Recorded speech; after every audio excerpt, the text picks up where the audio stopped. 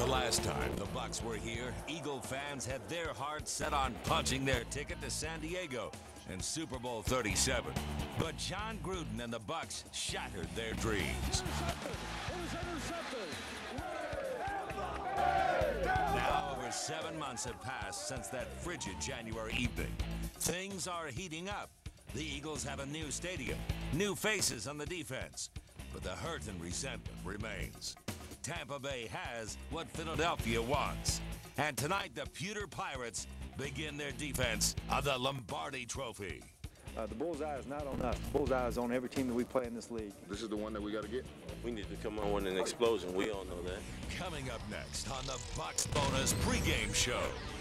J.P. Peterson is live in Philadelphia with all the late-breaking game-time adjustments. Studio analyst Doug Graber breaks down the game film with Dave Reynolds and Dan Lucas, showing us why the Bucs defense may even be better this year. Ian Beckles and Anthony McFarland go one-on-one in the trenches, showing us some of tonight's key matchups. And our daytime crew hit the road in search of the ultimate tailgate experience, along with our own Brian Fasulo talking some trash today to Eagles fans in Philly. Now, live from Philadelphia, here's J.P. Peterson. And good evening from brand spanking new Lincoln Financial Field, just across Patterson Avenue from the old vet, where 7.5 months ago the Bucs punched the Eagles in the mouth and punched their ticket to the Super Bowl. The world champion Bucs star and the Super Bowl starved Eagles, you might say, will renew one of the NFL's best rivalries tonight in an atmosphere that can only be described as explosive. Tonight we have coverage from Philadelphia to Tampa. From our studio, Dan Lucas and Dave Reynolds will break down the X's and O's, and Deborah Shrills will be with our tailgaters with our daytime crew along with April Wilson. We're going to have a lot of fun on tonight's show. All right, first an update on the latest injuries, and of course we got to start with the Bucs and Shelton Quarles, the middle linebacker, broke his forearm. He is out tonight. Nate Webster will fill in. Todd Yoder and Ellis Wims, both nursing injuries, but they will play tonight. Now, the bigger story, really, a lot of new players. The Bucs revamping their offensive line. They're bigger up front. They're more physical up front with Jason Whittle.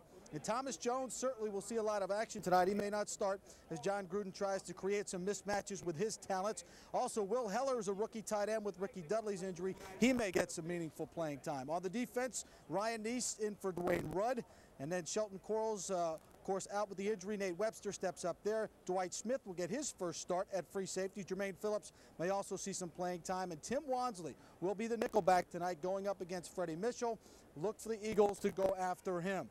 Eagles have some defensive changes as well. N.D. Kalu, Mark Simino, Nate Wayne, Lito Shepard in for Brian Mitchell, who has killed the Bucs in the past. Michael Lewis gets his first start at free safety, and Dirk Johnson is their new punter. And I can tell you this, Eagles fans are a little worried about him as well. We'll have much more on all those changes coming up. Now, tonight's game could be very different from last year's championship game in terms of strategy and personnel. Despite their success, neither one of these two teams stood pat in the offseason.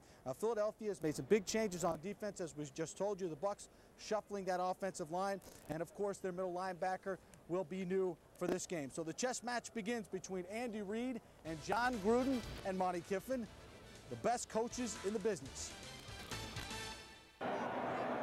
John Gruden devised a winning strategy last year to finally checkmate the Eagles. He created some mismatches and personnel groupings that kept nemesis Hugh Douglas off the field at times and pitted speedy receiver Joe Juravicius against slower linebacker Barry Gardner for the game's biggest play. Andy Reid counter-moved this year by getting faster on defense, bringing in linebackers Nate Wayne and Mark Simino. They also lost Douglas to the Jaguars and playmaker Sean Barber. Yes, this defense is faster, but it's younger and lacking those playmakers and possibly more vulnerable against the run. You know, they made 5 or 6 significant changes. I'm sure they made those changes to get better. Knowing Andy Reid like I do, I would assume he made changes to improve their defense. And Gruden is shuffling his pawns on the offensive line this week, inserting Jason Whittle at right guard, moving Posey Coleman to left guard, while free agent John Wade makes his Bucs debut at center. The line is much more physical this year, suggesting Gruden's counter move is to test the underbelly of this Eagles run defense that had trouble tackling in the preseason. The Bucs offense was predicated on the short, controlled passing game last year, Tonight, look for the Bucs to play a little smash mouth. Yeah, John's really progressed quite a bit. You consider everything that we have in the system. Really, he's been the only guy that's changed on this offense from last year. You know, I think there's, you know, just learning everything in all the mini camps back in April and May. Picked up tremendously through the preseason and feel like we're ready to go. He's really picked up on things fast. Now we move to the other side of the chessboard, where the Bobby Fischer of defense, Monte Kiffin, held the Eagles' offense in check in the championship game, allowing just 10 points and only 80 yards of rushing.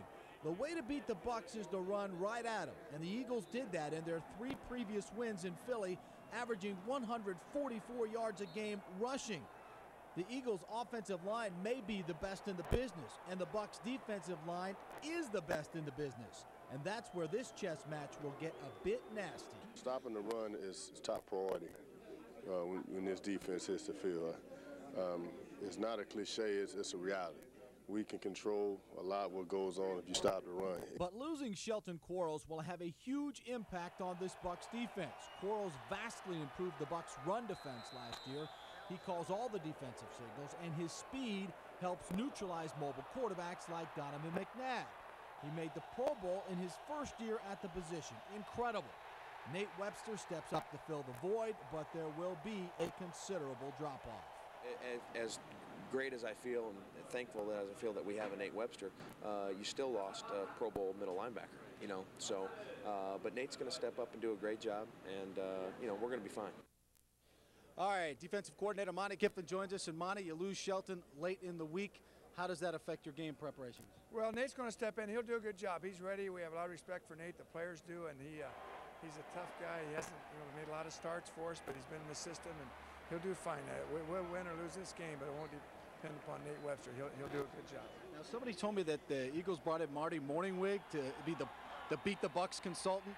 Do you expect that? He's a guy that likes to run the football right at you. Do you expect that what the Eagles will do tonight? And they ran the ball, went back, started Detroit film very, very hard because they moved the ball on us up there. We had a tough game. He ran the ball on us some. He did a nice job against us, attacked us pretty good. He's our offensive consultant.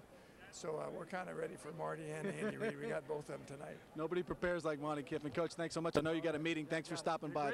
The fans appreciate it. You know it will be a great night. Coach Kiffin is already excited about it. All right, now let's go back to our Tampa studio where Dave Reynolds and Dan Lucas are standing by for a little X's and O's chats. Guys, take it away. All right, buddy. Thanks a lot. And also joining us in the studio is World Football League champion head coach and former Bucs defensive coordinator Doug Graber. Now, Coach Graber will be joining us all season long to break down some of the key matchups and also give us a little insight as to how the coaches approach the game. That's right, Coach. You've been a busy man this week. Been over at One Buck Place, looking at a lot of film, dissecting it, looking at the little nuances, and tell us the keys for the Buccaneers in tonight's game. You know, Dan, first of all, I've been watching Monty on the field there. I'll tell you what, I'll guarantee you, buddy, he is excited. He's fired up. He's ready to rock and roll, and I know the city's ready to rock and roll for this game tonight. Dan, I really think that offensively, a real key to this football game is, and Gruden is great at this, he is going to formation them to death. And when I say that, I mean you're going to see every formation imaginable, personnel groupings, motion, and everything else. And what this does to Jim Johnson, the Eagles defensive coordinator, is, and they like to blitz. Let's make no bones about that. They want to blitz. It forces them to become more vanilla in their defensive package because it's just too much learning. Two, if they do that successfully with all the formations, it helps the protection. I say it because it simplifies the protection. And again, Philadelphia is going to throw a lot of things at that Bucs offense tonight, Dan. Now, as far as that defense goes, obviously the #1 key contained Donovan McNabb. Man, I've had a lot of experience with McNabb. I coached against him in college when I was the head coach at Rutgers. He is something really special. And really, no big plays for McNabb. That's the key. You got to contain him. The first way to do it, anytime you're in any kind of man-to-man defense, somebody has to be assigned to spy McNabb. That is, you sit right there, you wait for him to make his move. He comes out of that pocket, buddy, you better get on him fast.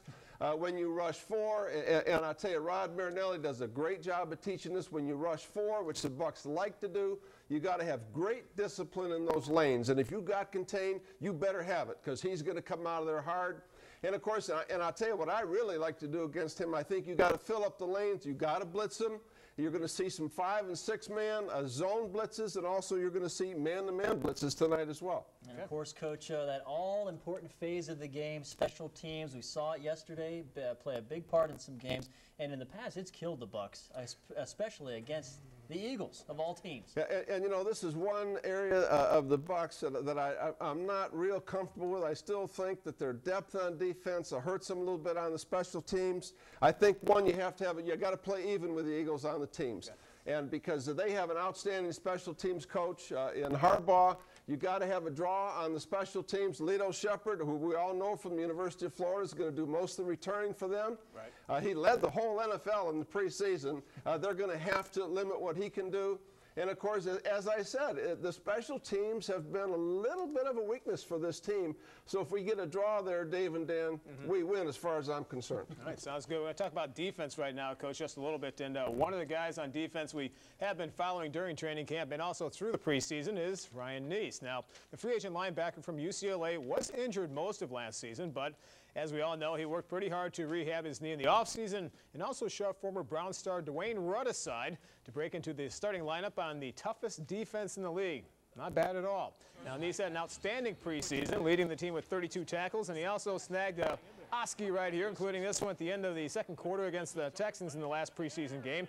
Now, the coaching staff were impressed by his athleticism and playmaking ability.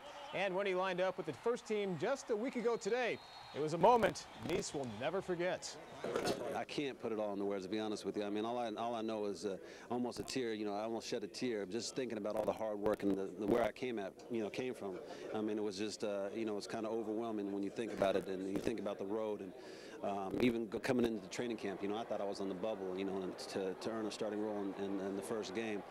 You know, it was great, and it was just really, I'm just thankful because it's a blessing, and to me it's more of the work from man up above than me myself.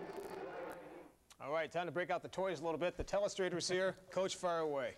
Well, I'll tell you what, I'm really excited about having this telestrator. Now we can really get into this.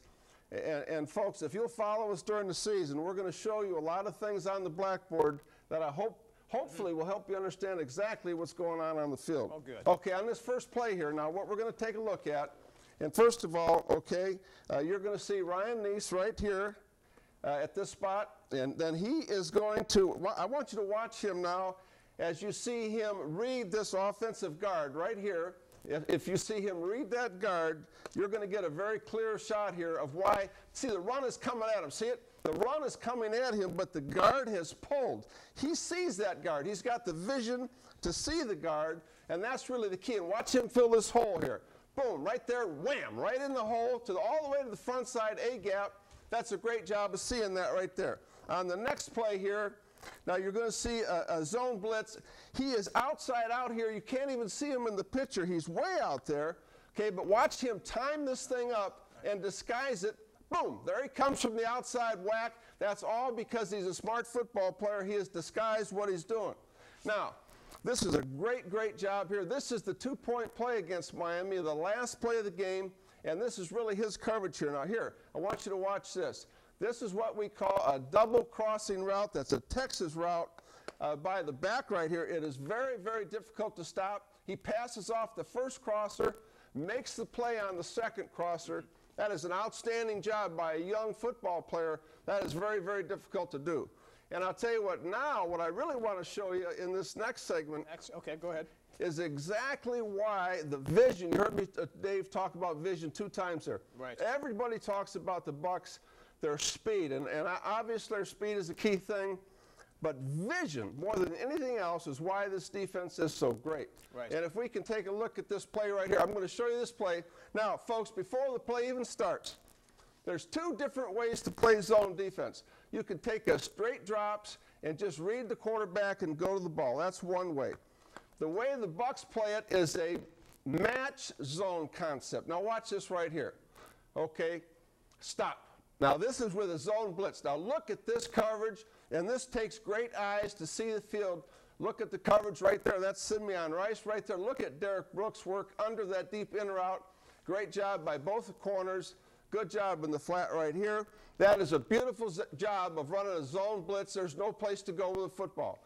Now we're going to take a look at the same play from the end zone. Watch the zone blitz, again coming to this side, and you're going to see my guy right here that we're going to miss tonight, Shelton Quarles. Watch him come free on the offensive tackle right there. Beat him and right onto the quarterback.